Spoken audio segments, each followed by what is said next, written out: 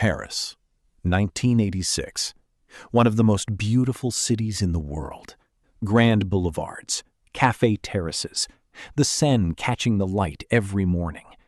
And underneath all of it, the same thing every city hides. Dark stairwells, empty basement corridors, the silence between floors in a residential building where nobody is watching. In May of 1986, something happened in one of those buildings that Paris would not forget for 35 years. A child disappeared on her way to school. Her name was Cécile Bloch. She was 11 years old. Her body was found in the basement of her own apartment building in the 19th arrondissement. She had been raped and strangled. Several residents remembered seeing a man that morning. Athletic, dark hair, a face marked by acne scars. He was polite, almost unnervingly polite. Cécile's own half-brother had shared an elevator with him minutes before she was found. He said the man looked him directly in the eye and said, in the friendliest possible voice, "Have a very, very good day." A sketch was drawn from the description. The nickname followed. Le Grêlé, the pockmarked man. What the investigators standing around that sketchboard did not know, could not have imagined, was this. The man they were hunting had joined the National Gendarmerie the year before. François Vérove, born January 22, 1962, from a working-class family in northern France. He was 24 years old when he killed Cécile Bloch. He rode motorcycles for the Republican Guard, the elite unit that escorts the French president, that protects the Élysée Palace, the most visible, most trusted face of French law enforcement. That was his day job. And as the investigation into Cécile's murder grew, as detectives chased leads, compiled evidence, built their profile of Le Grêlé, François Vérove had a front-row seat. He attended briefings. He heard updates. He knew exactly which evidence had been recovered and which had not. He knew where the investigation was and where it wasn't. That knowledge was the most dangerous weapon he had, more dangerous than anything else he carried. April 1987. Le Marais, Paris. Gilles Politi was 38 years old. His au pair, Irmgard Mueller, was 21, German, in Paris to improve her French. They were found in his apartment on Rue de Sévigné, bound, gagged, burned with cigarettes, murdered. Investigators found DNA at the scene, semen recovered from Mueller's autopsy.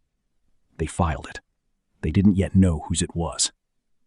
That sample would sit in a database for 14 years. 1 month later, June 1987, 7-year-old Perrine Vigneron was kidnapped in Boulers. Her body was found 5 weeks later in Chelles. Then October 1987, a 14-year-old girl walking home from school. A man approaches, shows her a police badge, says he needs to question her for an investigation. She goes with him. Inside her apartment, he handcuffs her. He has a walkie-talkie. He speaks in perfect police procedure. He knows exactly how this works, because it is exactly his world. He leaves her alive, takes her valuables, walks out the front door. The badge was real. The handcuffs were real. The monster was a policeman. Through the late 1980s and into the 1990s, the investigation into Le Grêlé grew. Detectives noticed certain things about the attacker that kept appearing in witness accounts. He used a police badge to gain access to victims. He used official handcuffs. He carried a walkie-talkie. He spoke in recognizable police jargon, not the jargon of someone who had watched television, the precise procedural language of someone who used it every single day. He had detailed knowledge of how investigations worked, which meant he always knew what to avoid leaving behind. The investigators drew a conclusion. Their suspect was almost certainly connected to law enforcement. They were right.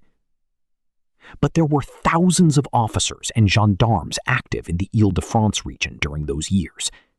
Without DNA to narrow it down, they had a profile and no name to put to it. Meanwhile, François Vérove attended briefings, filed reports, and rode his motorcycle through the streets of Paris.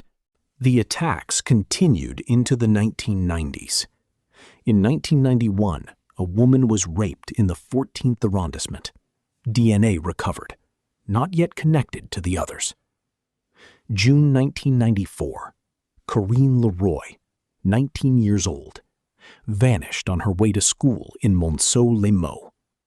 Her body was found more than a month later in a stretch of woodland. She was the same age Cécile Bloch would have been had she lived. 1 month after that, June 29, 1994, an 11-year-old girl named Ingrid was cycling near a high-speed railway line in Mitry-Mory. A man pulled up beside her in a car, showed her a badge, told her she needed to come to the police station. He drove her over an hour away to an abandoned farm in Saclay. She survived. She gave a description. And then, after 1994, Le Grêlé disappeared. No more attacks, no more victims, no more evidence. Just silence. After 1994, François Vérove met a woman, married her, had children. He moved to Prades-la-Lez, a quiet commune near Montpellier in southern France. He served as a town councillor. He organized neighborhood events. He was the man who remembered everyone's names, always had time for a conversation, always showed up when something needed doing. He continued serving as a police officer until 2019. A full career, a pension, a house near the Mediterranean. His neighbors in Le Grand Mot, where he later moved, described him as warm, friendly, a devoted family man. One neighbor recalled a street barbecue he organized in 2018. The families of Cécile Bloch, of Irmgard Müller, of Corinne Leroy. They were still waiting. Cécile's mother died before the case was solved. Her father died before the case was solved. François Vérove organized barbecues. 2001, French forensic scientists make the connection that changes everything. The DNA from the Cécile Bloch crime scene, recovered in 1986 and sitting in storage for 15 years, matches DNA recovered from the Politi-Müller double murder in 1987. Same man. 2 investigations, now 1. More cases are tested, more matches found. The profile of Le Grêlé expands rapidly. By 2021, investigators were working on the possibility of 31 victims attributable to a single man, including 9 murders. The investigating judge makes a radical decision. 750 gendarmes who had been active in the Île-de-France region during the crime spree are summoned. Every single one asked to provide a DNA sample. September 29, 2021. A rental apartment in Le Gras du Roi, a seaside resort on the Mediterranean. François Vérove is found dead.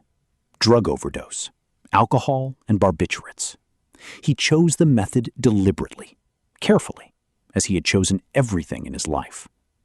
Beside him, a handwritten note, addressed to his wife. I admit being a great criminal who committed unforgivable acts until the end of the 1990s. He said impulses had driven him. He said he got them under control when he started his family. He said he was sorry. DNA testing confirmed everything within days. Le Grêlé was François Vérove. 35 years. At least 4 confirmed murders, 6 confirmed rapes. Investigators believe the true number may reach 31 victims, possibly more. He investigated his own crime scenes. He heard colleagues describe his own methods in briefings. He used his badge, a symbol of protection, as a weapon to gain the trust of his victims. He knew forensic procedure better than most detectives because he worked alongside those detectives. And when the net finally closed, when 750 summons letters went out and one landed on his doormat, he ran. Not to another country, not to another life, to a rented apartment by the sea, with a pen and a piece of paper. The victim's lawyer told the BBC, "We will never know all the crimes Grêlé committed." He made sure of that. Cécile Bloch would have been 46 years old in 2021. She never got the chance. And the man who took that chance from her spent 33 years after her murder being called a good officer, a good neighbor, a good man.